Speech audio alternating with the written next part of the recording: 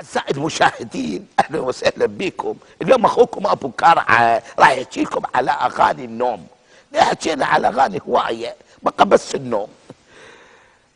نجي على أول أغنية للسيدة الكبيرة أم كلثوم. أم كلثوم غنت عن النوم وحتى ما تقدر تنام ونست للنوم بأغنية من أغانيها نسيت النوم وأيامه. المطرب كاظم الساحر، كاظم الساحر غنى هم عن النوم وقال أبات مهموم واصبح مستجد للهم.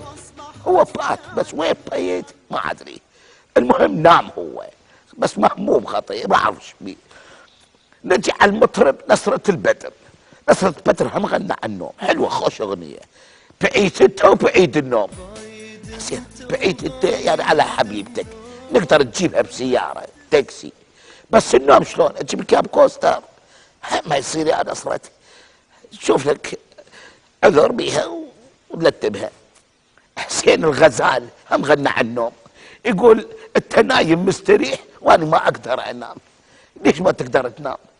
اخذ لك بطل لبن هذا الزين المشعوط اطقه براسي وانام وتخفى وخطيتك هنا بركبتي. حلوه الاغاني حلوه هاي.